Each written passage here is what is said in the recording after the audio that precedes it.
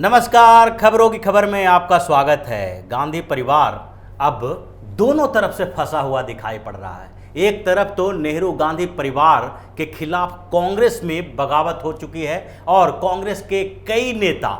23 नेताओं ने जो चिट्ठी लिखी है, उसके अलावा कई ऐसे नेता हैं जो गांधी नेहरू परिवार के सोनिया गांधी, राहुल गांधी के खिलाफ बगावत कर चुके हैं, इनके नेतृत्व को अस्वीकार कर चुके हैं। दूसरी तरफ सोनिया गांधी और राहुल गांधी ऐसे मामले में फंसते जा रहे हैं जिससे उनको जेल की सलाखों के पीछे जाना पड़ सकता है। राजीव गांधी फाउंडेशन के पैसे को लेकर ऐसा खुलासा हुआ है जिसके बाद राजीव गांधी फाउंडेशन के चेयरपर्सन सोनिया गांधी, उसके बाद जो उसके एग्जीक्यूटिव मेंबर हैं राहुल गांधी और प्रियंका गांधी, इन लोगों के ऊपर जांच की तलवार लटकने लगी है। ईडी, एनआईए सारे लोग इसकी जांच करेंगे क्योंकि ये मामला ही ऐसा है जिसमें बहुत सारी गतिविधियां एक साथ दिखाई पड़ रही है। एक तो ऐसे लोगों ने चंदा दिया है जो भगोड़े हैं, जिनके ऊपर हजारों करोड़ के फ्रॉड का, धोखाधड़ी का आरोप लगा हुआ है। जो ऐसे लोग हैं जिनके ऊपर टेरर फंडिंग का आरोप लगा हुआ है। इन लोगों से राजीव गांधी फाउंडेशन ने उस समय पैसे लिए जब यूपीए की सरकार थी, मनमोहन सिंह प्रधानमंत्री थे और जो इस ट्रस्ट में शामिल हैं उसमें से कुछ लोग मंत्री थे। जैसे पी चिदम्बरम उस समय मंत्री हुआ करते थे और जो उनका नाम भी ऐसे व्यक्ति के साथ जुड़ा था जिसके ऊपर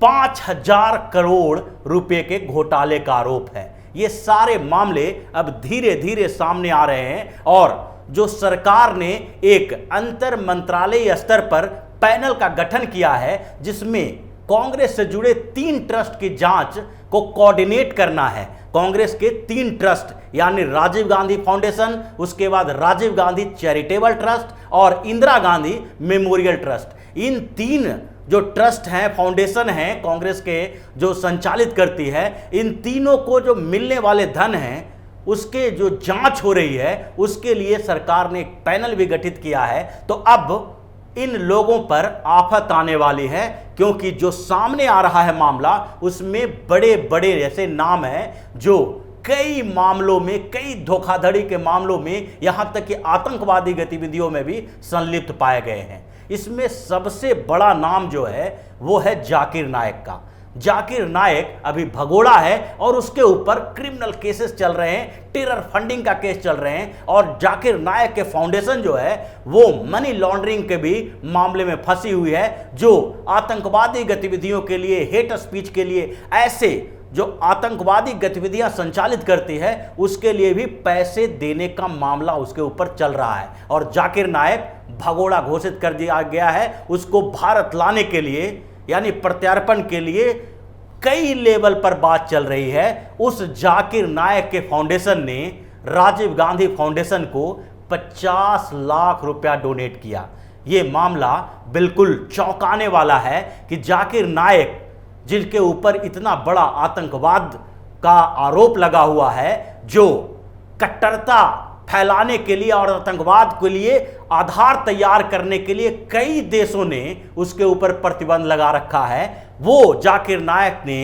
कांग्रेस को पैसा दिया। कांग्रेस यानी कि राजीव गांधी फाउंडेशन जो कांग्रेस के तले चल रही थी, जिसके सारे ट्रस्टी कांग्रेस के नेता हैं, जिसके चेयरपर्सन सोनिया गांधी खुद हैं और मनमोहन सिंह जो उस समय प्रधानमंत्री थे ये इनके ट्रस्टी हैं, पी चिदम्बरम ट्रस्टी हैं, उसके साथ साथ मोंटेक अहलूवालिया, राहुल गांधी, प्रियंका गांधी, ये लोग उस फाउंडेशन के ट्रस्टी हैं, एग्जीक्यूटिव कमेटी के मेंबर हैं और उस ट्रस्ट को जाकिर नायक ने 50 लाख रुपया का डोनेशन दिया, वो भी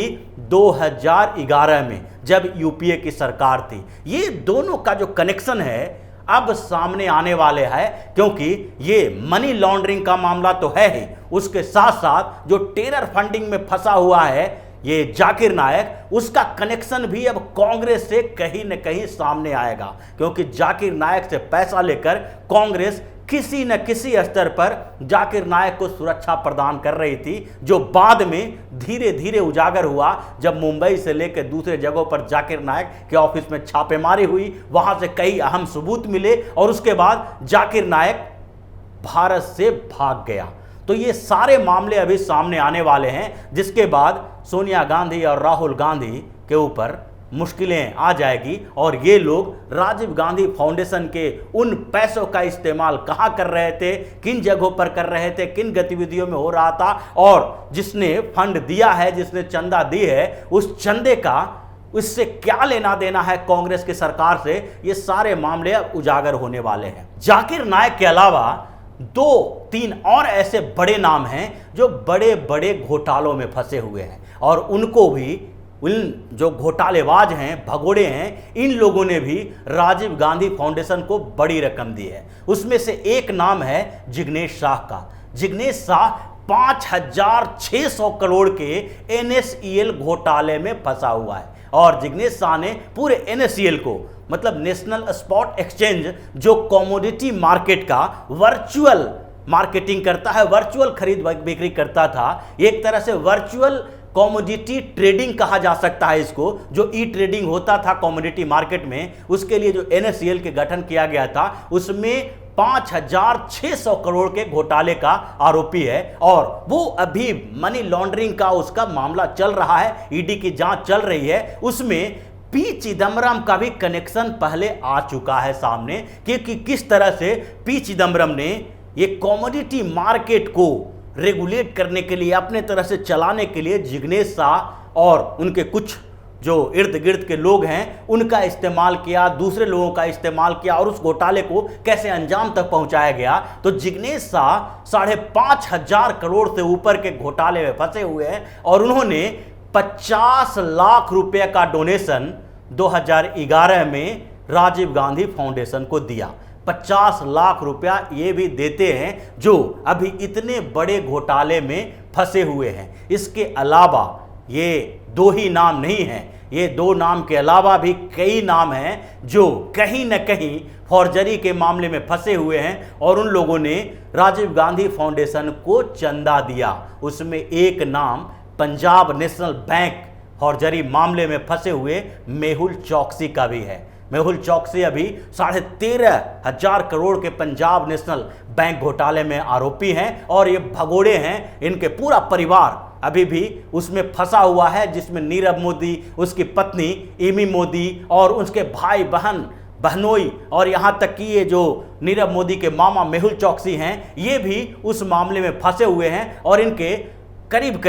90 से ज़्यादा संपत्ति सीज कर दी जा चुकी है। इन लोगों को बॉम्बे हाईकोर्ट से आर्थिक भगोड़ा घोषित कर दिया जा चुका है और उसके बाद इन लोगों की संपत्ति सील की जानी शुरू हो चुकी है। उस मेहुल चौकसी ने राजीव गांधी फाउंडेशन को 10 लाख रुपए का चंदा दिया था। यह मामला भी अब सामने आ रहा है कि जिस तरह से पीएनबी का घोटाला,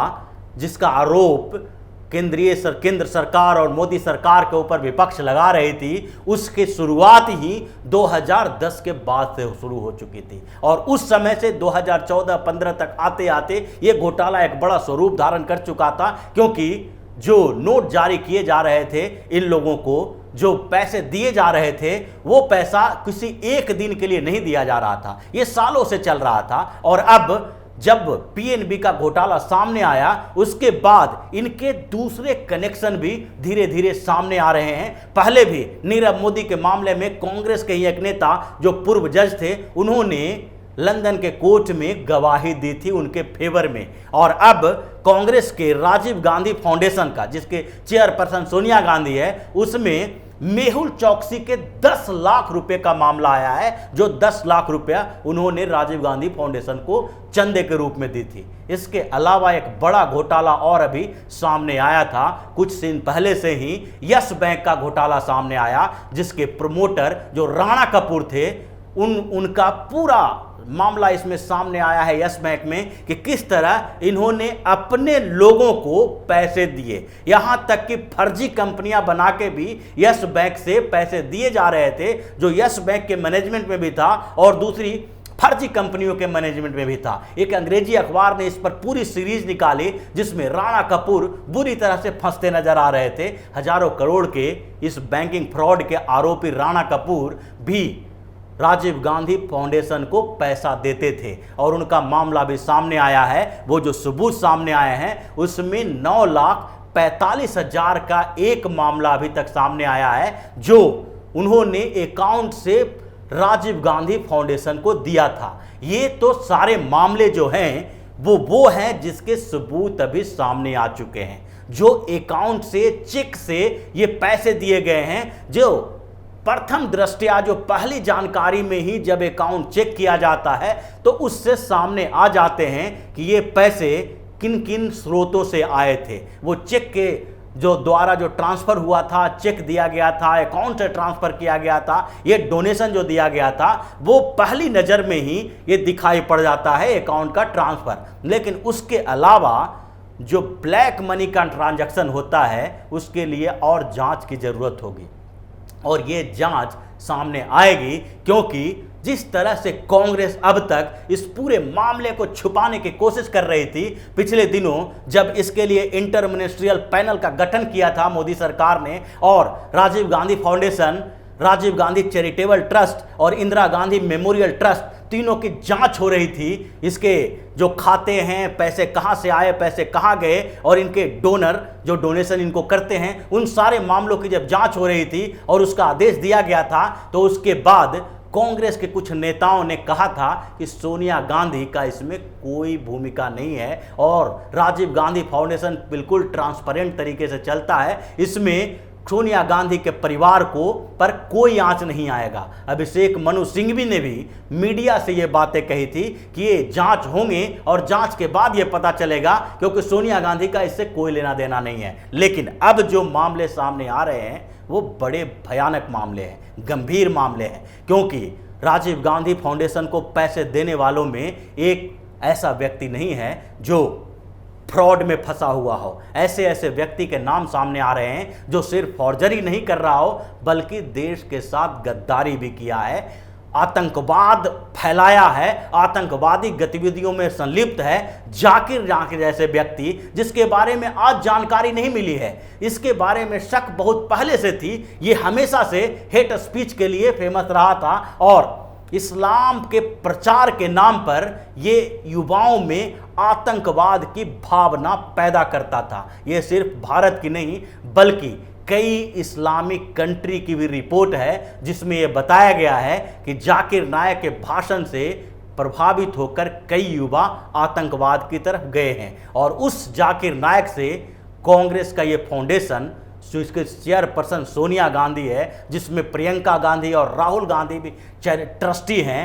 एग्जीक्यूटिव कमेटी के मेंबर हैं, वो 50 लाख का चंदा चेक के माध्यम से लेता है और उस फाउंडेशन के और ब्लैक मनी कितने हैं, दूसरे स्रोतों से कितने पैसे दिए गए हैं, इसकी तो जांच होने के बाद ही पता चलेगा। लेकिन पहली नज़र में जो सबूत जो खुलासे हो रहे हैं उसके बाद ऐसा लगने लगा है कि गांधी परिवार पर मुश्किलों का पहाड़ टूटने वाला है। ये अब जांच सामने आएगी और उसके बाद मनी लॉन्ड्रिंग के केस यानी ईडी से लेके आतंकवाद संबंधित मामले जो एनआईए देखेगी और उसके साथ साथ सीबीआई, ईडी और एनआईए सारे एजेंसी अब इन मामलों के जांच में लगेगी, क्योंकि अब ये मामला बहुत गंभीर हो चुका है। तो इसी तरह की खबरों के साथ फिर से हाजिर होंगे, तब तक के लिए बने रहिए हमारे साथ और देते रहिए हमें सहयोग ताकि इसी तरह की खबर हम आपके लिए लाते रहें। धन्यवाद।